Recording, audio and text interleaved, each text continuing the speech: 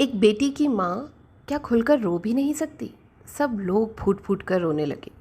पंडित जी ने कुछ ऐसा कर दिया जो सब रोने लगे। क्या एक बेटी की माँ रो भी नहीं सकती? नमस्कार, मैं आपकी मंजरी आज फिर हाजिर हूँ आपके साथ व्लॉगर्स रिव्यू पर। और आज हम बात करने वाले हैं, आप लोग समझ ही गए होंगे, भागवत कथा की। भागवत कथा जहाँ हो रही है यूट्यूबर के घर, यानी कि निक्कू, सुमित और कामिनी जी के घर, वहाँ हो रही है भागवत कथा और बहुत पॉजिटिविटी दिख रही है। मतलब जितना बवंडर मचा हुआ है यूट्यूब पर, उतना ही सुकून मिलता है जब हम इन दोनों के जाकर वीडियोस देखते हैं ना। बड़ा आनंद आता है, सब भूल जाते हैं। मतलब कहाँ कहाँ क्या क्या मचा हुआ है। लोग गंदी गंदी बातें बोल रहे हैं, गालियाँ दे रहे हैं, बेवजह छोटी छोटी चीज़ें जिन्हें इग्नोर कर सकते थे उन्हें भी पकड़ कर बड़ी बड़ी चीज़ें बना रहे हैं, हंगामे हो रहे हैं। मतलब पैनल्स बैठ रहे हैं जहाँ एक दूसरे को गरियाया जा रहा है, पैनल्स बैठ रहे हैं जहाँ बोला जा रहा है कि वहाँ ये बोल दिया, वहाँ उसको ये कह दिया, वो कह दिया। इतना बवंडर क्यों? लेकिन जब आप निक्कू, सुमित और कामिनी जी के चैनल्स पर जाते हैं तो अजब सा सुकून है, अजब सा सुकून है, क्योंकि उन्होंने जो कंटेंट चुना है, हाँ जी, जो कंटेंट चुना है वो है भागवत। जो लोग ये कह रहे हैं ना कि भागवत को कंटेंट बना दिया, तो आई एम वेरी हैप्पी कि चलिए यूट्यूबर में किसी को तो बुद्धि आई जिसने एक अच्छी चीज़ को कंटेंट बनाया, ना कि एक कंटेंट बनाने के लिए दिखावा किया। कई लोग पूजा कराते हैं, हमने देखा है इस मतलब पिछले 8-9 महीने में जिन लोगों को हम बहुत ज़्यादा कवर कर रहे हैं, वो लोगों ने तो बात बात पे पूजा कराई लेकिन प्रसाद लाना ही भूल गए, बात बात पे पूजा कराई लेकिन गठबंधन करना ही भूल गए।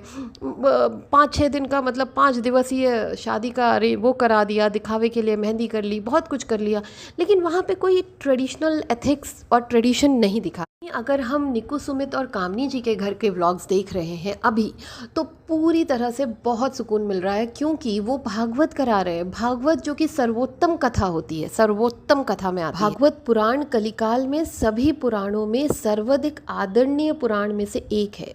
हमेशा से भागवत पुराण कथा हिंदू समाज की धार्मिक, सामाजिक और लौकिक मर्यादाओं की स्थापना में महत्वपूर्ण भूमिका अदा करता आ रहा है। ये एक वैष्णव संप्रदाय का प्रमुख ग्रंथ है। तो जो लोग ये कह रहे हैं कि भागवत एक कंटेंट है, तो होने दीजिए भाई, होने दीजिए, क्योंकि भागवत सर्वोत्तम है। और अगर कोई भागवत करा रहा है तो वो सारे रूल्स एंड रेगुलेशन से ही करा रहा होगा, क्योंकि आपको मैंने पहले वाले व्लॉग में भी बताया है कि भागवत कराना इतना आसान काम नहीं है।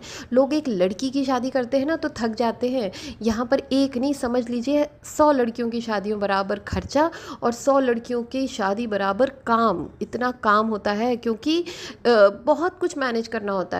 टीम आती है भागवत कथा के लिए, गुरुजी आते हैं, उनके साथ पूरी टीम होती है, करीबन 20-25 लोग होते हैं। तो उनका दिन में 3-4 बार खाना, और जो गुरुजी होते हैं वो उपवास में रहते हैं, मतलब वो ना सिर्फ फलाहार खाते हैं, एक ही टाइम खाते हैं। और जो वहाँ पर बैठता है पूजा में, हवन में, वो भी एक ही टाइम खाता है। तो उनको भी बहुत सारे रूल्स एंड रेगुलेशंस के थ्रू जाना होता है अगर भागवत कथा करा रहे हैं घर में। तो बहुत बड़ी ना, ये एक बहुत बड़ा आशीर्वाद है उनके ऊपर जो ये करवा रहे हैं। और जो लोग सुन रहे हैं वहाँ बैठ के, वो तो भाई मज़े ही और हैं भाई, आराम से सारी कथा सुन पा रहे हैं, उसको एंजॉय कर रहे हैं, कृष्ण जन्म देख रहे हैं। जी हाँ, कृष्ण जन्म। जब कृष्ण जन्म हुआ और जब उनकी गोद में, यानी कि निक्की जी की गोद में कृष्ण भगवान को पंडित जी ने दिया, तो वो बहुत फूट फूट कर रोने लगी। मैंने बहुत करीब से देखा उन्हें, वो काँप रही थी बाकायदा, मतलब वो काँप रही थी, वो पकड़ नहीं पा रही थी कृष्ण भगवान को। तो आप ये समझिए कि कितना वो अंदर से पीड़ा में थी। जो पीड़ा उसकी फूट पड़ी जब उसके हाथ में लड्डू गोपाल आए। जब लड्डू गोपाल उसके हाथ में आए ना, तो वो उसको, उसका जो अंदर जितना भी पीड़ा था, अब उस पीड़ा को आप लोग नाम दे दीजिए कि बेटी की माँ है, बेटे के लिए रो रही है, या बेटा नहीं है उसके पास इसलिए रो रही है। तो नहीं, मुझे नहीं लगता। मुझे ऐसा लगता है कि उनके 3 अबॉर्शन हुए हैं, और वो भी 3 महीने 5 महीने ऐसे, मतलब इस लेवल पर आकर हुए हैं। तो वो जो दुख होता है ना, वो कोई नहीं समझ सकता। पता है लोग क्या समझते हैं कि बच्चा पैदा हुआ, बच्चा हाथ में आया तो ही बच्चा है ना। बच्चा जब जिस मोमेंट कंसीव करता है ना, माँ उसे उसी मोमेंट से फील करने लगती है। माँ के लिए बच्चा तभी से हो जाता है जब वो कंसीव करती है, उसके साथ होता है, उसकी कोख में होता है। तो उसने, निक्की ने उस 3 बार, मतलब 3 बार मिसकैरेज झेला है।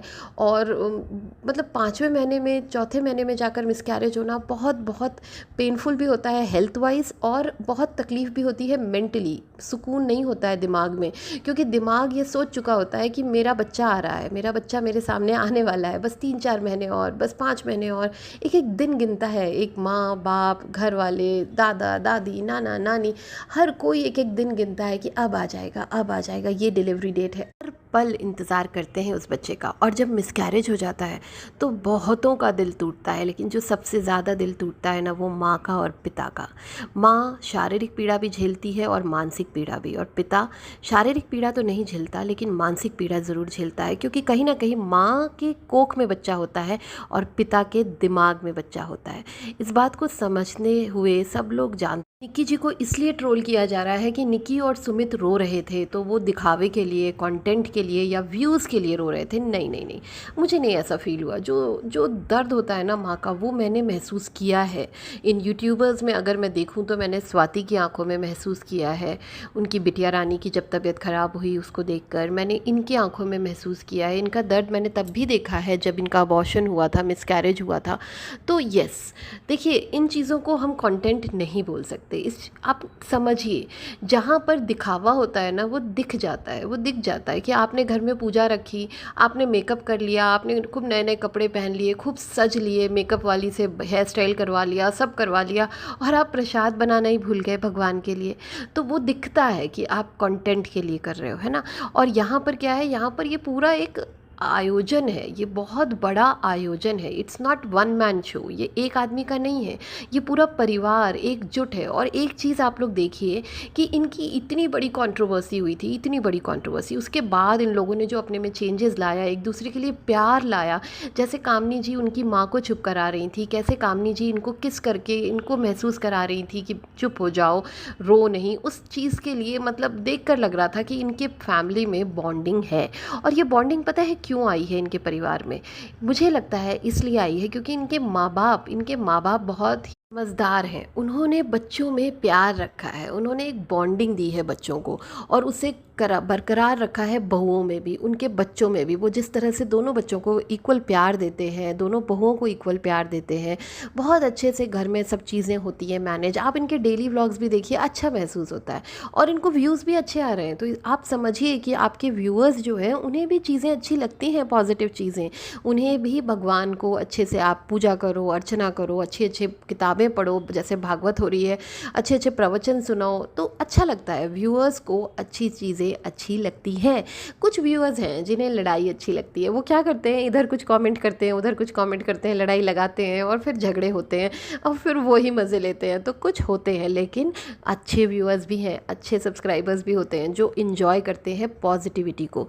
तो प्लीज़ आप सबसे रिक्वेस्ट है कि उन्हें इसलिए ना ट्रोल करें कि वो लड़के के लिए रो रही थी, और इसलिए भी ना ट्रोल करें कि ये कंटेंट है, ये कंटेंट के लिए हो रहा है, क्योंकि यूट्यूब में वो कमा ही लेंगे जितना भी खर्चा हो रहा है इस आयोजन में।